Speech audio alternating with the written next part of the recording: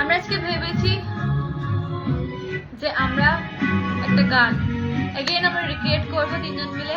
তোমরা বলো শুনে কেমন লাগবে। স্টার্ট করা যাক।